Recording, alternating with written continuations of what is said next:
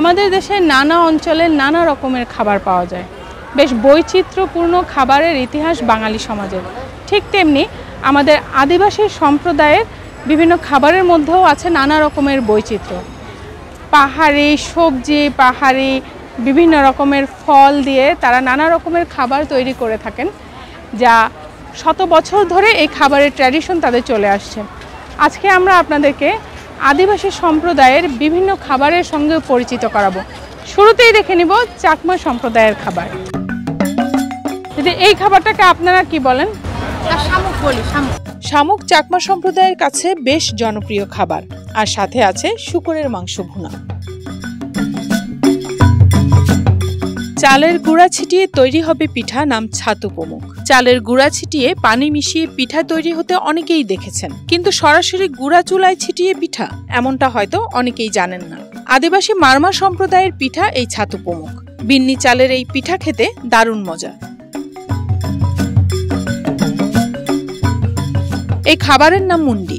মারমা সম্প্রদায়ের এই খাবার তৈরি হয় আদিবাসীদের নিজেদের তৈরি চালের গুঁড়ার নুডলস, শুটকি গুঁড়া, ঝাল মশলার সাথে টক মিশিয়ে। শুধু মারমা নয়, মুন্ডির প্রচলন আছে চাকমা সম্প্রদায়েও। আদিবাসীদের জনপ্রিয় শুটকি নাপ্পি দিয়ে মুন্ডি বেশি প্রচলিত। কোরিয়ান খাবার রামেন নিয়ে অনেক মাতামাতি আছে তরুণদের মধ্যে। জানিয়ে রাখি, আমাদের দেশের আদিবাসীদের মুন্ডি কিন্তু রামেনের মতোই একটা আইটেম, যা বহুকাল আগে থেকেই তারা খেয়ে আসছেন। হাংরো নামে মারমা সম্প্রদায়ের বিভিন্ন সবজি দিয়ে রান্না করা এই পদ খেতে অসাধারণ।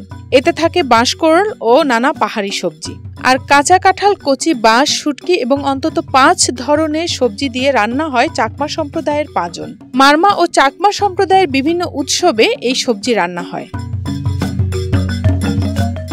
এটা বাঁশকোড়ল মানে কচি বাঁশ ও নাপ্পি দিয়ে ফ্রাই করা মারমা সম্প্রদায়ের খাবার। এছাড়াও আদিবাসীদের মধ্যে চিংড়ি, মাংস ইত্যাদি দিয়ে বাঁশ খাওয়ার প্রচলন আছে। এই বাঁশকোড়ল একবার খেলে এর স্বাদে মুগ্ধ হবেন অবশ্যই। ভীষণ ঝাল খেতে এই খাবারের নাম লাপসু। এটি আসলে মুরগির মাংসের ভর্তা। কলাপাতায় মোড়ানো আছে মাছের পদ, নাম তার হেবাং। চাকমারা বহুকাল ধরেই বাঁশের ভেতরে মাছ মাংস রান্না করত, যা সুমতন নামে পরিচিত। আর বাঁশের ভেতরে রান্না করা মুরগির মাংস বাঙালিদের কাছে ব্যাম্বো চিকেন নামে পরিচিত। কলা পাতায় মোড়ানো বিনি চাল এবং পাকা কলা দিয়ে তৈরি এই পিঠার নাম সান্নে। সারমুক্ত প্রাকৃতিক বিন্নি চাল ও পাহাড়ি কলায় এই সান্নে খুবই পুষ্টিকর।